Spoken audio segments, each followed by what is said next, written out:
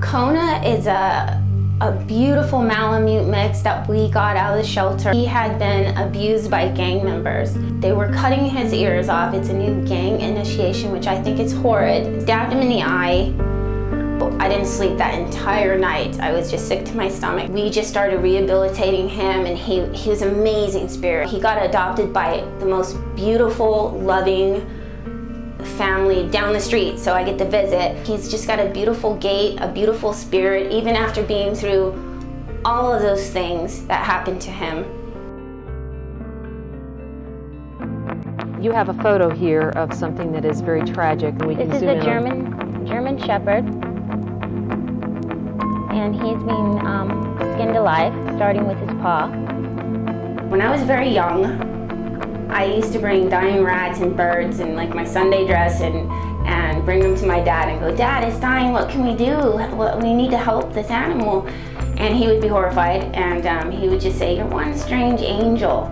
And later on in my life, when I would see these dogs that just needed help, or all animals, I would just say, you know, these are all angels. Basically what we do is we go in and we get the really hard cases, either the animals that are suffering or if they're on the euthanasia list, cruelty and neglect. So we saw this guy and he had been in there for a while, so we didn't want him to be suffering for too long. We rescue everything, all breeds, all animals, young and old, disabled.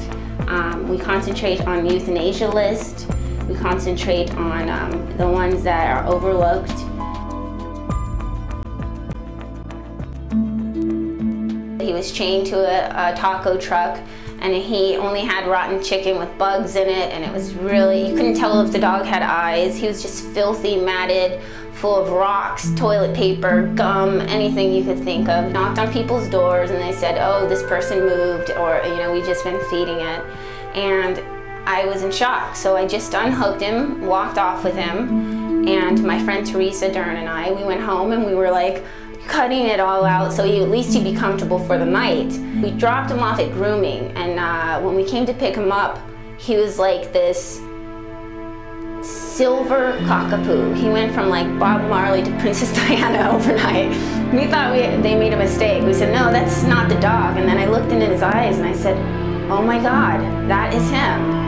So that was amazing. And he got adopted by Rebecca Romaine and Jerry O'Connell, which it was like rags to riches to Rebecca Romaine. So that was really cool.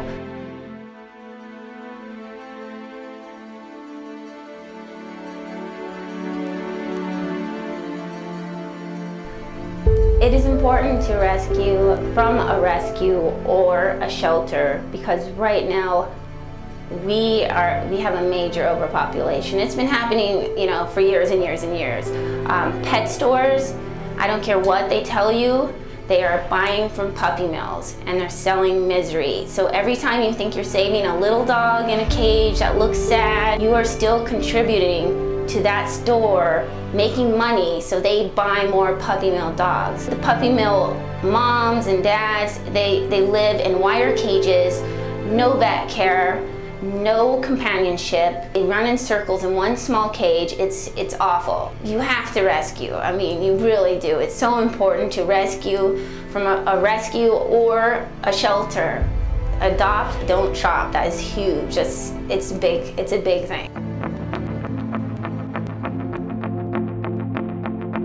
Strangest Angels, we need money so bad. We rescue a lot of dogs. Like I said, we don't discriminate at all. I tend to have a really soft spot for the very neglected, the ones that have been hit by cars, the ones that, like Beezy needs double knee surgery, and it's very important that she gets that, because right now she's just walking on 2 legs and sometimes she drags her hips. We can take those shelter animals that people know nothing about and rehabilitate them.